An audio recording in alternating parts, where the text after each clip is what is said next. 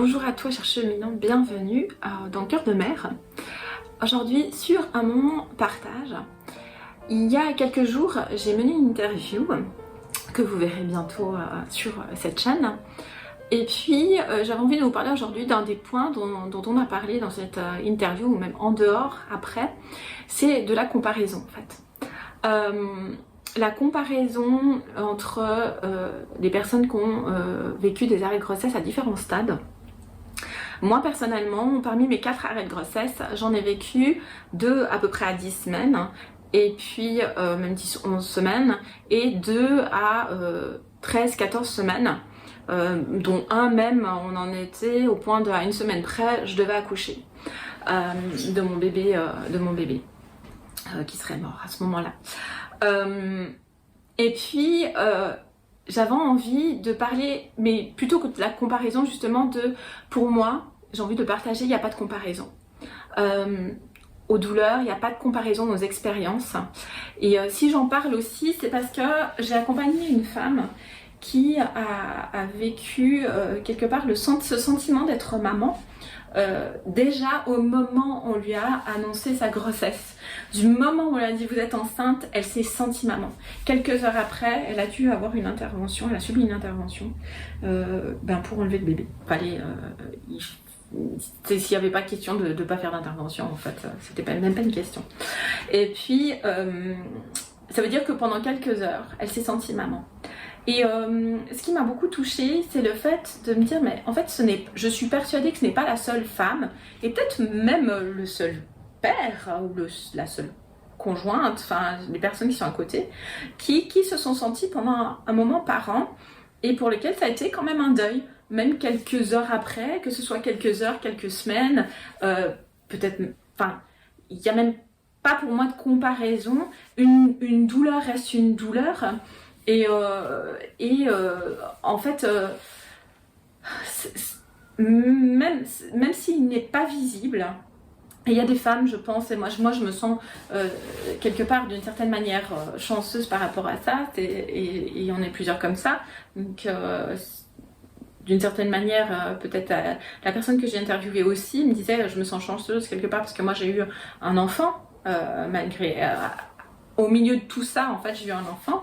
Puis il y a des femmes qui vivent je ne sais combien de fausses couches, qui ont des difficultés à enfanter, qui soit ont des enfants, soit n'ont pas, et puis qui ont quand même cette fibre, elles ont porté même quelques heures et tout ça, et qui se sont senties maman, et qui à un moment donné, c'est difficile, c'est dur pour elles de dire ouais mais j'ai quand même, j'ai pas cette reconnaissance-là, et cette reconnaissance de la tristesse, de la douleur.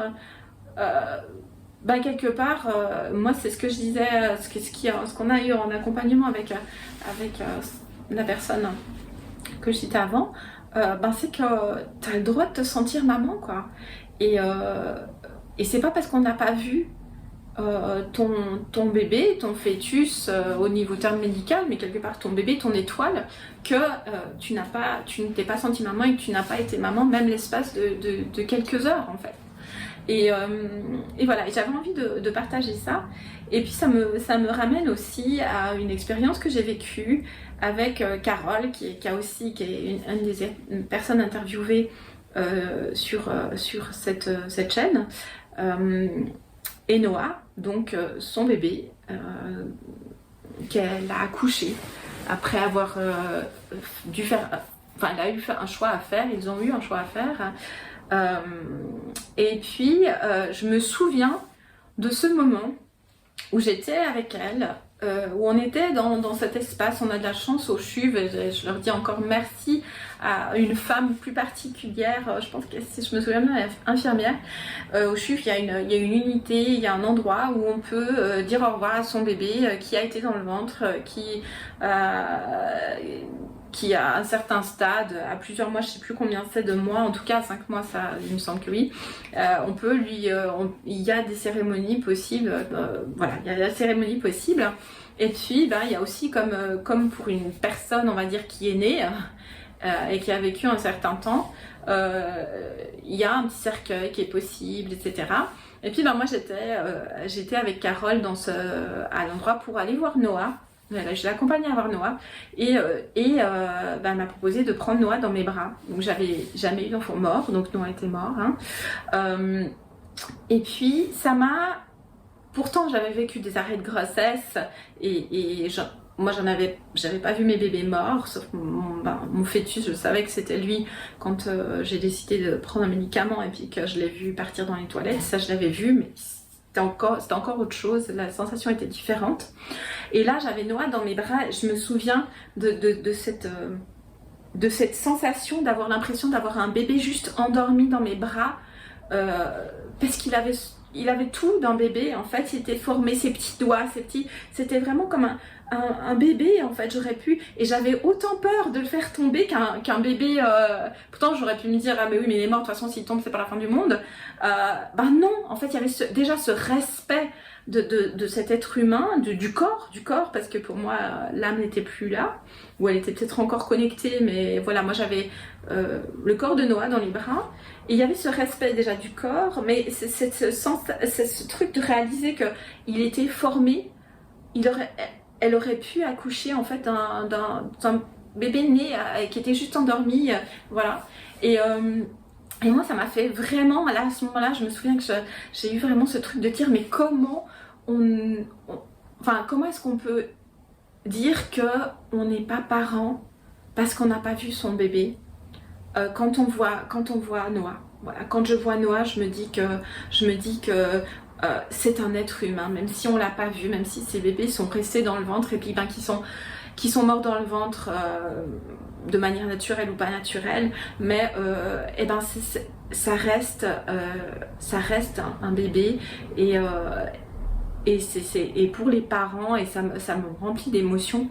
Mais pour la maman déjà qui l'a porté, et puis le papa, le conjoint, la conjointe, on peut se sentir quand même parent, même sans avoir vu son enfant en fait, vivant, ou même sans l'avoir vu d'ailleurs du tout.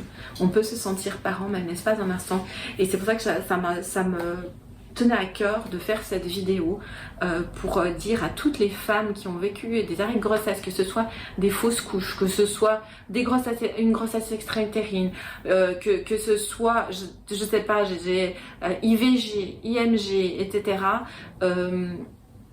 Du moment où vous, à l'intérieur, vous vous êtes senti maman, vous avez le droit de vous sentir. Enfin, moi, j'ai envie de vous dire, vous avez le droit de pleurer la maman que vous êtes et qui n'a plus son bébé et qui n'a plus son enfant. Voilà, c'était ce que j'avais envie de partager aujourd'hui. Ne pas hésiter à en parler justement, ou à dire à votre conjoint ou votre conjointe, ou même une amie, un ami, un professionnel, pourquoi pas, aussi d'aller voir un professionnel et dire je me sens maman et ça me fait mal parce que je n'ai pas de reconnaissance, et de demander peut-être de l'aide, de comment est-ce que je pourrais avoir une reconnaissance. C'est pas parce que, si je vous montrais, moi aujourd'hui j'ai un balcon, j'ai des plantes, et puis il y a 4 petites pierres. Moi j'appelle ça des pierres tombales, c'est des sortes de pierres tombales, et ces 4 petites pierres qui à la base sont des pierres pour poser, elles sont noires en tracite là, pour poser les verres, moi je les ai utilisées, et puis dessus j'ai écrit au feutre indélébile le prénom de chacun de mes enfants avec sa date, la date où il aurait dû naître, voilà, non, la date où je l'ai eu dans mon ventre, je dirais plutôt ça. Voilà, la date où je l'ai eu dans mon ventre, et une, c'est la date où elle aurait dû naître. Voilà. Et donc, avoir cette reconnaissance, n'hésitez pas à l'avoir, et surtout à ne pas vous comparer. Voilà.